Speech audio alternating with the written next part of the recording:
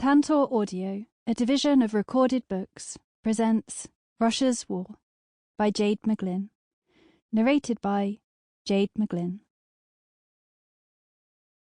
To my Ukrainian friends, colleagues, and heroes. Prologue. Credence and Incredulity.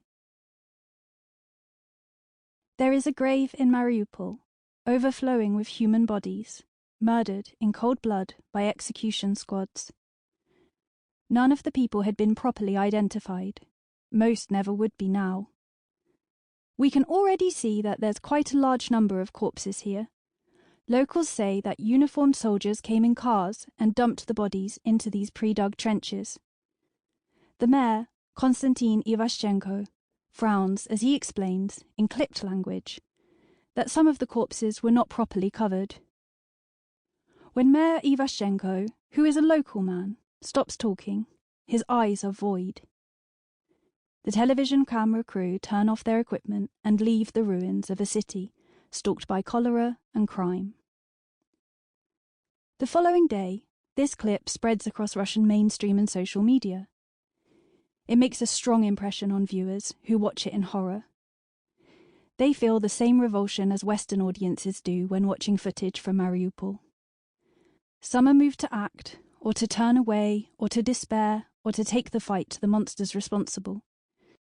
Almost all share a hatred of those who murdered these poor souls and glazed the traumatized eyes of the Ukrainian mayor. They share a profound sense of outrage at the foreign-backed criminals killing innocents in Ukraine. Zelensky and his Western-backed Nazis. As a listener, you are probably thinking, nonsense, the Russians killed them. I agree, and there's plenty of evidence to support our assertions. And yet, we haven't been to the crime scene, carried out a full investigation, or developed the expertise to assess when these people were killed and when their bodies were transported to the mass grave. Our knowledge that the Russians are culpable, rather than the Ukrainians, is based on informed assumptions and the wise decision not to give any credence to the claims of Russian news or collaborationist mayors like Ivashchenko. But Russians do give credence to these sources, or at least few give any credence to Western and Ukrainian views. For many of us watching the daily onslaught in Ukraine in horror, the Russian viewpoint is incomprehensible, as baffling as it is appalling. But if we look more closely at the powerful forces shaping those perceptions, the reasons why Russians back the war become much clearer, if no less disconcerting. On the 24th of February 2022, Russia launched a genocidal war against a peaceful neighbour. The violence the Russian army has unleashed is calamitous for Ukraine, the world, and Russia itself. There can be no justification for what Russia is doing now, or for what it has been doing in Ukraine since 2014. And yet many, many Russians do justify, even approve the war. It is their war, Russia's war, not Putin's alone. I respect the brave Russians who have actively opposed the invasion and worked tirelessly to support Ukrainians in often unacknowledged ways. They possess unfathomable courage. But this book is not about them. Nor is it about the true believers, the soldiers committing atrocities. Neither are representative groups. Instead, it is about the Russians who acquiesced to the war, the ordinary people, the majority. I have zero hope of solving the Russia enigma with a neat label. But I do want to probe the complexities of the context through which these same Russians understand their war. Russian approval of the war is honed by the paradoxical nature of Russian society, the mixture of militarized ritual and apathy that the Kremlin has sponsored and delivered through narratives that resonate in different ways with different groups. Since 2014, the Kremlin and its supporters have devised an entire strategic language around Ukraine. A story with familiar characters and events that play on people's emotions, biases, hopes and fears, to encourage certain types of support, discourage others, and eliminate active opposition. These narratives are often co-creations, selected for their resonance rather than artifice imposed from above.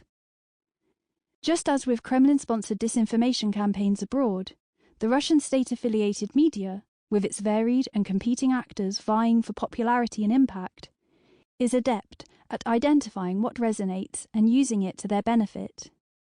The war propagandists know how to attract a crowd and how to impress the Kremlin. They are story makers, not messengers.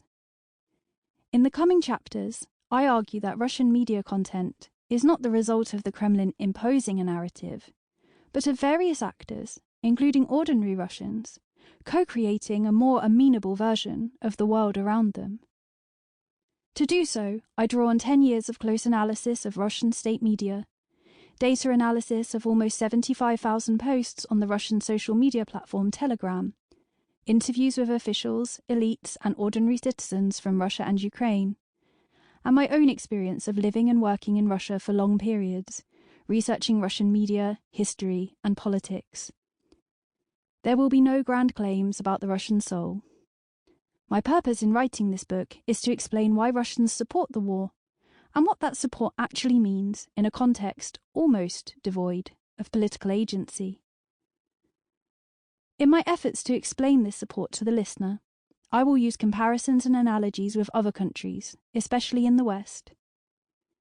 These are not meant to relativize, but to show where other peoples have faced the same choices and reacted in similar ways. That said, each unhappy country is unhappy in its own way. Russian society is haunted by its unresolved bloody history, the wounds of which the Kremlin reopens constantly, instrumentalizing the trauma of 20th century terror, war, and famine for political gain. Resistance is futile, given that the heirs of the men responsible for all of the terrors, most of the famines, and some of the wars still run the country, and have instilled a cult of the perpetrator, reinforced by historical myth. Combined with continued authoritarianism lurching into dictatorship, Putin's patrimonial power vertical has created the ideal conditions for a particularly diseased conception of Russian identity to flourish. Treating Putin as the symptom, not the cause, I examine the myths, memories, and myopia fueling the country to disaster, keeping its people clinging to a juggernaut of resentment, insecurity, and fear. Chapter 1. The Bad Tsar. You will upset a lot of people. Vadim Prystaiko, former foreign minister of Ukraine and now the ambassador to the United Kingdom, supported my premise, but had endured enough discussions of Russia's war to forewarn me that my book title wouldn't be popular. Many Western policymakers want to paint this just as Putin's war. It suits them better. The notion that Putin invaded Ukraine despite the Russian people is often espoused by Westerners with a large circle of Russian acquaintances who all hail from an entirely unrepresentative sample of liberal Muscovites. The notion that just one bad Tsar is spoiling the barrel reinforces a reassuring sense that once Putin's generation has died out, the Russian people will trot merrily onto the path of progress, steamrollered forward by a liberal youth who admire and envy the West. I understand the appeal of this narrative, as I would like to believe it too, but it has the disadvantage of being untrue. Russia's war on Ukraine is popular with large numbers of Russians, and acceptable to an even larger number. Naturally, statements like "Russia thinks" are inherently flawed. Russia is a diverse country with diverse people holding diverse views. But most of these people do not oppose the war on Ukraine, and they like Putin, or at least they like what he tells and sells them. To understand the roots of such approval, you need to place yourself in the context in and through which many Russians understand and experience the world. Their perspective is coloured by the trauma of the Soviet collapse, the country's institutions and leaders' refusal to recognise the crimes of the past, and several governments' inability to embed the country within the international rules-based order. Together, these challenges have contributed to an identity crisis and resentment that Putin has been able to channel into a resonant political force. Based on atavism, aggrievement, and aggression, This force acts upon the Russian people in diverse ways that serve the Kremlin's needs. It leaves no space for hope, only revenge. No space for improvement, only redemption. And no space for the future, only a reproducible past in which people can take shelter from the present. People without a past, or who are struggling with identity, often turn to genealogy, buying ancestral DNA kits to understand who they are, where they come from, and to reconnect with the culture of their ancestors. In their past, and in blood relatives whom they never knew, many find a more stable version of themselves. This turn to the past interacts paradoxically with the urge for reinvention or renewal.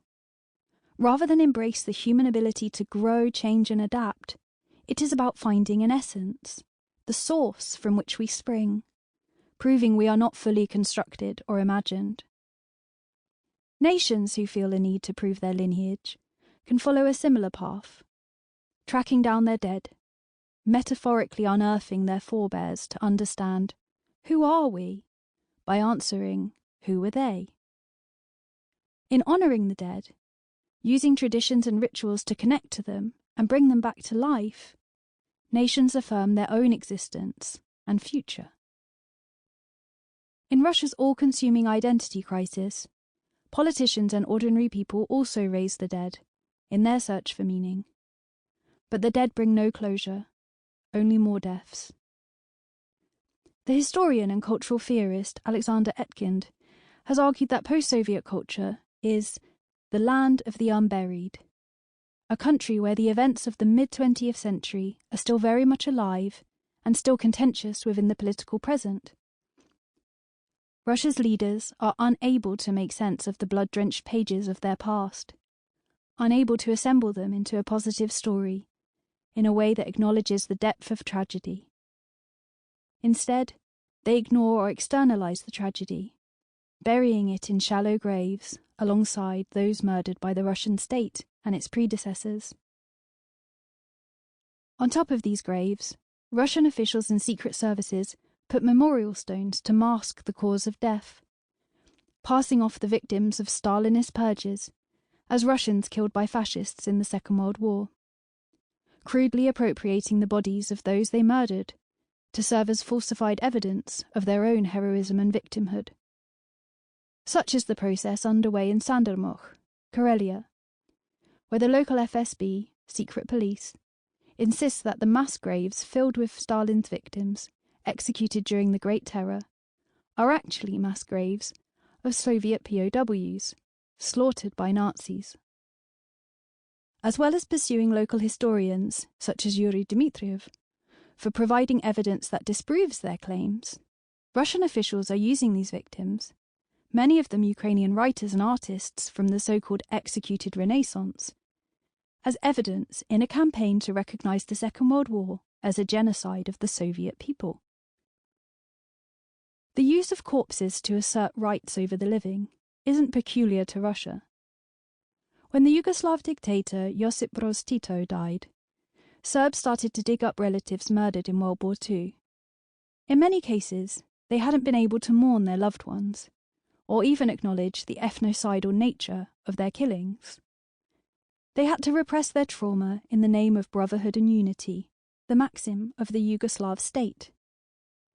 But the exhumations were a reliving rather than resolution of trauma, a grotesque carnival.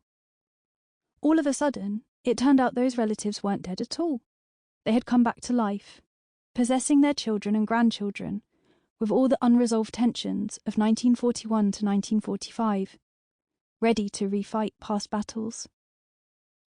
In eerie echoes of Russia's war on Ukraine, Serbia attacked Croatia and Bosnia, recalling their admittedly more significant and recent Nazi collaborator pasts to justify slaughtering erstwhile neighbours and annexing historic Serb lands. At the same time as Yugoslav television camera crews were fixing the screen glare on their film of disturbed graves, 800 miles away, the Berlin Wall was falling. In 1989, Europe's leaders celebrated this new era as a march towards liberalism. But they should have looked south, to see the return and revenge of history. Yugoslavia, so often orientalized as Europe's subconscious or a backwards-looking harbinger of past hatreds, serves rather as a glimpse into Europe's atavistic future. The region possesses histories that the West and Russia alike have preferred to ignore or to violently suppress. In this, Francis Fukuyama was more right than wrong, given that his end of history thesis did not suggest that the countries of the world would sail off into the sunlit uplands of liberal democracy, but rather predicted that countries would find new things to fight over. In the absence of ideology, the source of conflict has become identity, imbued with genealogical essentialism and historicism, a fight over the past for civilizations unable to imagine, let alone provide, a better future. Nowhere have these tendencies been better exemplified than in Russia's war on Ukraine. Both the full-scale invasion and the ongoing conflict waged since 2014. It is obviously an existential war for Ukraine and Ukrainians. Russia's leaders have openly declared their intention to destroy Ukraine as a sovereign entity and identity. The Russian government, having conflated itself with the nation, also sees the war as existential, even if the Russian people do not, on the whole, share this view. As described in the following, Russians occupy a range of positions on the war, with many viewing it as a faraway military operation of which they knew little, at least until the Kremlin's announcement of partial mobilization in September 2022. How to understand this paradox, whereby a war is existential but ignorable? Squaring this circle is crucial to understanding how Russians have come to acquiesce in the crimes committed in their name. The apathy and the extremism stem from the same root of unresolved historical traumas, in which the crimes go unpunished and the criminals stay in power. On its own, this state of affairs prevents the healthy development of society, as we see around the world. But the effect in Russia is exacerbated by the Kremlin's use of historical and other narratives, which reinforces the inherent power and fear of memories for some sections of society, as well as nodding to the resonance of these same memories among other sections of the Russian population. These two sections are not static or divisible. The same person can and often does belong to both. Just as many of the NKVD officers who delivered the first waves of Stalin's terror would be executed or sent to the Gulag in later rounds. This indivisibility complicates a tendency in Western thinking to see people living in autocracies as heroes or villains, a binary that overlooks the corrosive nature of fear and how it encourages people to justify their actions. What is more, most Russians have no support structure through which to manage and overcome that fear. The closure of Memorial, a civil society organization dedicated to human rights and the study of Soviet state terror, just a couple of months shy of Russia's full-scale invasion of Ukraine, feels retrospectively loaded with symbolism. It completed the state-sanctioned politics of selective amnesia. But fear, amnesia, and negative emotions are not the only drivers. Putin doesn't shape Russians' views on foreign policy or Ukraine so much as he articulates them. The Kremlin has used smoke and mirrors to encourage Russians to support the special military operation, but the Russian people are co-authors of this deception. In other words, the Kremlin's sales tactics are heavy-handed, but many Russians are in the market for buying. As I show in Chapter 2, there is enough sociological research to confirm that a significant number of Russians approve of what they believe is happening in Ukraine. Russians aren't the first nation to support a ghastly and unjust war, and nor will they be the last. So this book wants to look further, asking not if Russians support the war, but why. What does support mean? And to what extent are these phenomena peculiar to Russians? Ultimately, this war does not stem from some genetic Russian exceptionalism, although that would have made for a much easier book to write. It is a choice. From the outside, it may appear a binary choice, but that is not how it is perceived and experienced in Russia. Our quarrel is with the Russian people.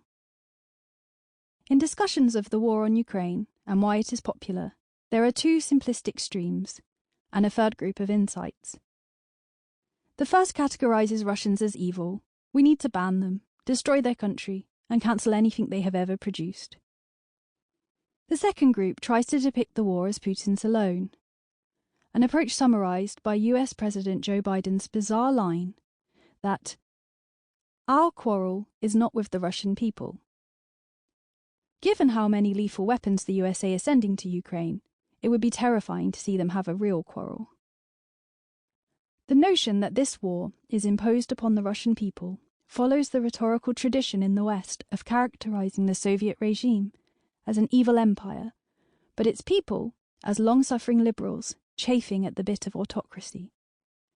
Policymakers may view this framing as politically expedient, as if, or when, Putin or Putinism does fall, it allows Russians to externalize his crimes as something done not by, but to them. In theory, this would more easily facilitate a move towards liberalism. But this approach didn't work in 1991. Nor would pretending Russians were in no way complicit be just, and, as the title of this book suggests, it most certainly wouldn't be correct.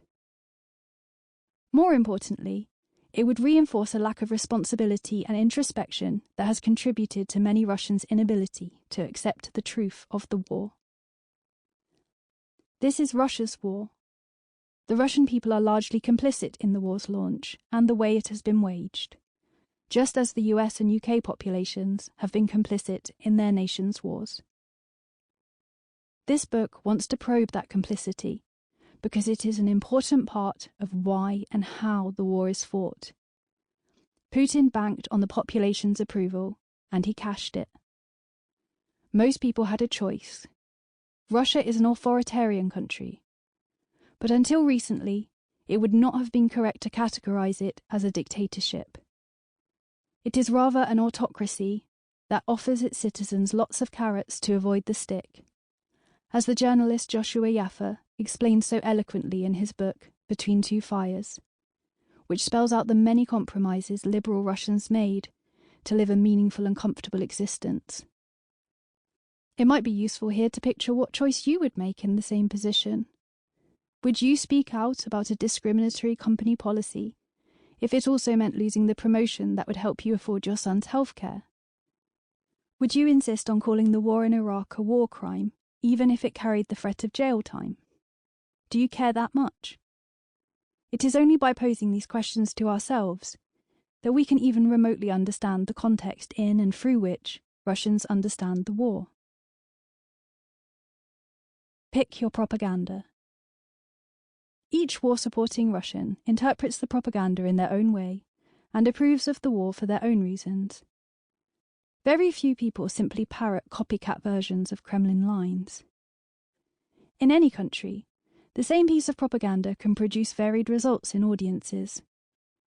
It might mobilize support in some viewers, while in others it will simply spark what the anthropologist Jeremy Morris calls a defensive consolidation. We're here now, so what can we do? Let's stick together. In others still, it will demobilize opposition, either directly, through fear, or indirectly, by encouraging people to disassociate from the war. In research on China, the academic Haifeng Huang found that heavy-handed, over-the-top propaganda actually backfired, in the sense that viewers were less likely to trust and support the narratives and state media producing them. What it did achieve was to make those watching such extreme propaganda less likely to protest, because this propaganda did not, and was not trying to, demonstrate the trustworthiness of the Chinese state. It was a demonstration of the power of the Chinese state, such that it could confidently present such unbelievable lies as news. In other words, propaganda works, but not necessarily in the way you think it does.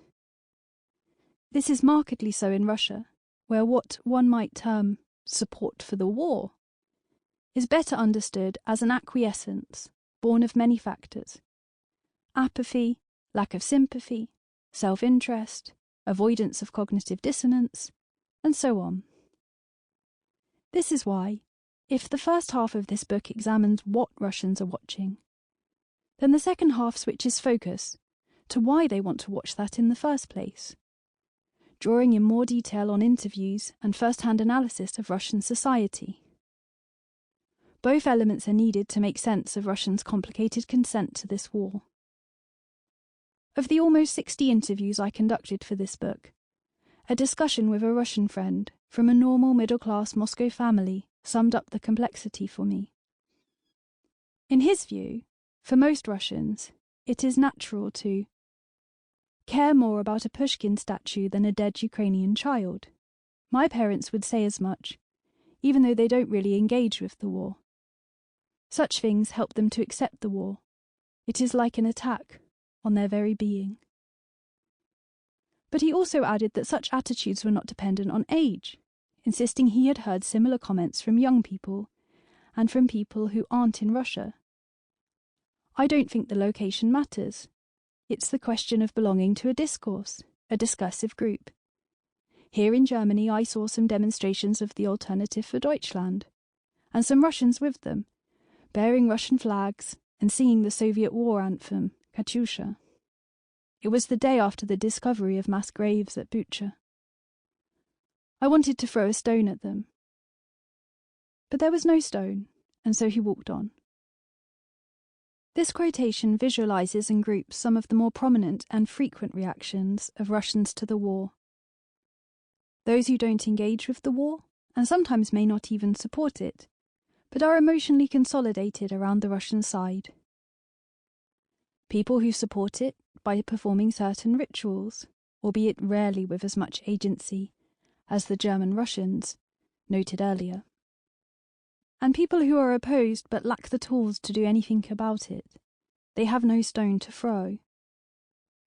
As I argue throughout this book, one way to understand the difference between the groups, which are imperfectly drawn and in constant flux, is through the spectrum of allies model, used by pressure groups to change minds and influence people.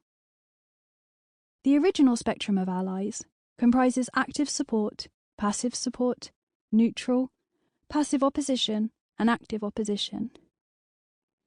Pressure groups and political parties work on the assumption that movements seldom win by overpowering the opposition. They win by shifting support out from under it. Their hypothesis is that, rather than focus on active supporters and active opponents, to change views, you need to acknowledge that most people are somewhere between these 2 points and try to nudge them further along the spectrum of allies. From passive opponent to neutral. From neutral to passive support. From passive support to active support. Likewise, there isn't much point bothering about the active opposition. You won't convince them. It's much more productive to work on moving people up into a more supportive, or at least more neutral category. The Kremlin spectrum of allies functions according to similar principles, but with some adaptations. Their spectrum comprises active support, passive ritual support, loyal neutrals, apathy, and active opposition. Notably, in their version, the Kremlin doesn't just ignore, but sets out to destroy active opposition, or at least render them hopeless and apathetic. Then they nudge the apathetic into loyal neutrality. My country, right or wrong. And loyal neutrals into ritual supporters. A further twist is that the Kremlin does not view active support as the ideal end result, but as undesirable. Distrusting any freely made political act, even if in support of the regime, the Kremlin tries to shuffle active supporters down into the ritual support category, creating clear boundaries for what is and is not an acceptable way to show allegiance. In any authoritarian country with active censorship, ordinary people's views are inevitably difficult to ascertain with full accuracy, which also complicates any generalizations. Whatever the Kremlin wishes to present, Russia is a country of atomization, not of collective coming together. There is no society. Sample complete. Ready to continue?